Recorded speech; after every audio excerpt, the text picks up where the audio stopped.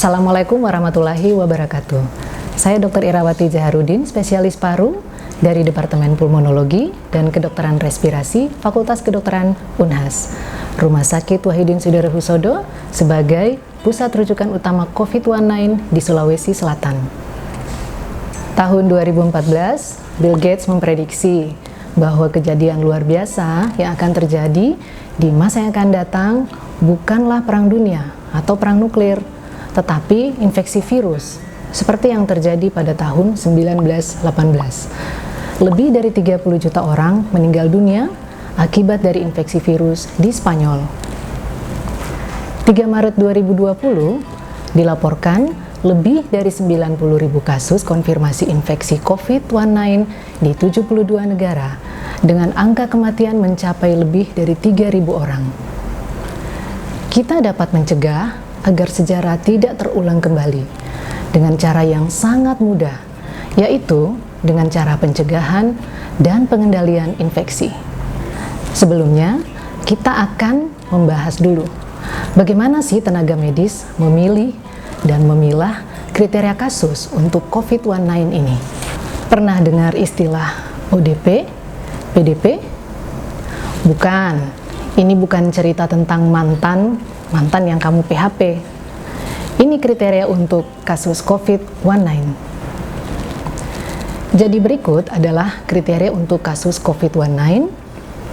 Di sini kita bisa lihat ada tulisan kontak erat. Bagaimana sih yang dimaksud dengan kontak erat? Di sini kita akan fokus mengenai salah satu kriteria, yaitu ODP. Kenapa? Karena ODP bisa diisolasi di rumah dan dievaluasi selama 14 hari ke depan. Jika dalam 14 hari keluhan atau gejala mengalami perburukan, maka harus segera ke rumah sakit rujukan. Nah, terus isolasi di rumah itu bagaimana sih? Pertama, orang yang diisolasi di rumah harus mempunyai ruang sendiri yang terpisah dari keluarga lain dan memiliki ventilasi yang bagus. Dan jangan lupa, rumah juga harus memiliki ventilasi yang bagus ya. Selanjutnya kedua, jaga jarak dengan anggota keluarga lainnya minimal 1 meter. Yang ketiga, batasi orang yang berkunjung ke rumah. Yang keempat, jangan lupa selalu cuci tangan setelah melakukan kontak dengan orang atau lingkungan. Selanjutnya yang kelima, pakai handuk kertas sekali pakai atau handuk biasa dan segera ganti jika sudah lembab atau basah. Keenam, pakai masker untuk mencegah penularan secara droplet atau percikan. Terus bagaimana sih memakai masker yang benar? Color side and a white side. Okay, this is outside. This is inside. Okay, the top side is the edge that contain a metal wire. Put it over the bridge of your nose. Okay, press a little bit, and then put the earlobe over.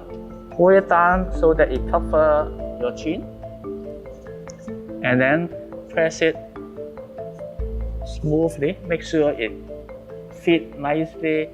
Oh iya, jangan gunakan kembali masker yang sudah terpakai ya. Selanjutnya adalah membersihkan rumah secara teratur dan rutin. Dan terakhir, jika terjadi perburukan gejala, segera ke rumah sakit rujukan. Dan jika kamu bukan termasuk salah satu kriteria di atas, ayo ikut dalam mencegah penularan COVID-19 dengan cara mencuci tangan secara rutin.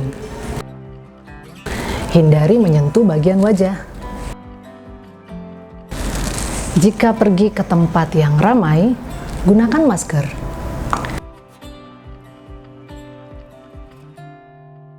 Hindari kontak dengan orang yang sakit. Terapkan etika batuk dan bersin. Memasak makanan sampai matang. Diet sehat, olahraga cukup, dan tidur yang cukup. Jika sakit ringan, minum yang cukup dan istirahat di rumah. Jika gejala memburuk, segera ke fasilitas kesehatan. Demikianlah edukasi singkat mengenai pencegahan dan pengendalian infeksi untuk COVID-19. Semoga kita semua bisa selalu diberikan kesehatan. Sampai jumpa kembali.